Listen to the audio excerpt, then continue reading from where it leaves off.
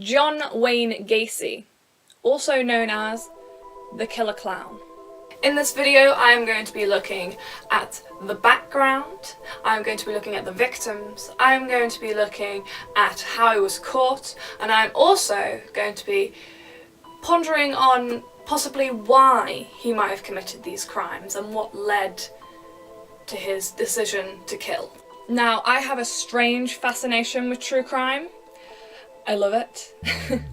So I'm going to be making a true crime video at least once a month on this channel, so if you're intrigued, subscribe and we can go through true crime together. Gacy was born on March the 17th, 1942.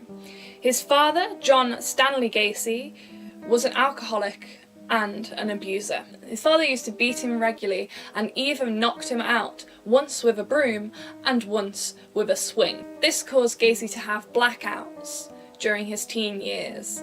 There isn't much evidence to say he continued having these blackouts, but he definitely had them within his early years. He also had a genital heart condition, which made school a lot harder for him, as he couldn't do any athletic activities. His father just saw his heart condition as another failure of his child. However, Gacy would have a good relationship with his mother and his sisters. They would suffer some abuse, but not to the extent that Gacy would. So let's start on his victims. In August 1968, Gacy physically assaulted one of his employees from his construction firm. He had to go under a psychological evaluation. The psychologists believed that he had an antisocial personality disorder. Even though he was diagnosed with anti-personality disorder, they believed that he could still stand trial. Gacy was eventually convicted of the 18-year-old's assault. He was later released in 1970. It was believed in the period of 1972 to 1978 that Gacy murdered 33 boys and young males.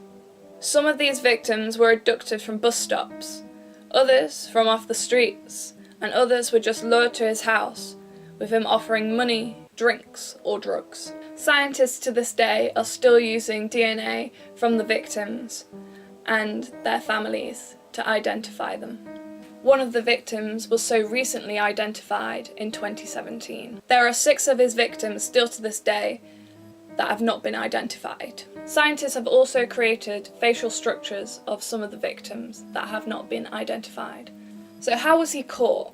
Gacy was last seen with one of his victims, Robert Piest. Robert was looking for some work at the construction site that was going to offer him double what he was being paid. The police ended up questioning Gacy, and they got a search warrant for his house. Apparently the first time they searched the house, they didn't find anything other than a few trinkets that they took. Gacy was released from the police and later went to his lawyer, and apparently he confessed. So the police ended up matching the ring they took from the house from one of the people that had gone missing. The police took out another search warrant, and this time they found a crawl space underneath the house and instantly found 3 bodies buried in shallow graves. Gacy was obviously arrested and the search went on, and overall they found 29 bodies in the crawl space. Apparently Gacy would blame the smell on drains to his wife and guests. However, in the 29 bodies, Robert Piest still wasn't found. Police later found 4 bodies, including Piest,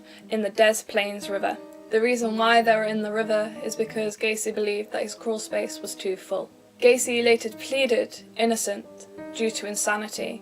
However, it was overruled by the jury and he was sentenced to death. He died in the early hours of the morning in 1979 by lethal injection. So now we have the question of why he might have committed these crimes. In criminology, there is a debate whether criminals are born or they are made. So we're going to dive in and take a look at some of the reasons why he might have murdered these people.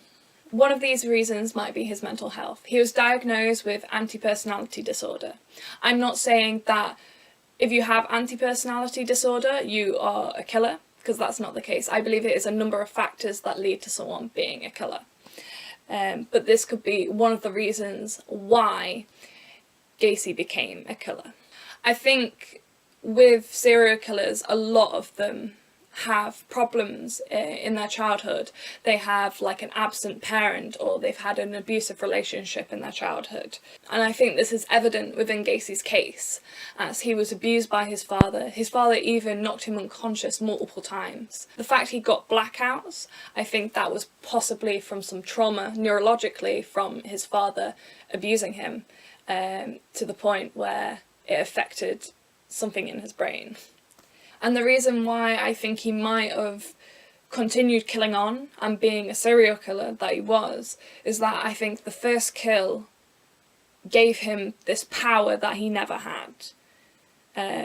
It gave him this rush, and he believed that for once he was in control. Therefore, he kind of came over that childhood trauma that he was a failure and finally felt empowered. Which is not the right way to go, but I think that's the way he went. That's why I believe he continued killing. I believe that power that he felt was the first time he had ever felt anything like that. I believe his father knocking him and hitting him on the head, causing blackouts, gave him neurological problems that weren't really identified at the time. I don't know if his anti-personality disorder was caused by his father hitting him on the head, because that might not be the case. This could be the part where he might have been born with anti-personality disorder. But again, not everyone with anti-personality disorder is a serial killer, because that is an awful misconception that the world places. I also believe his hatred towards men comes from his father, which is why all his victims were male.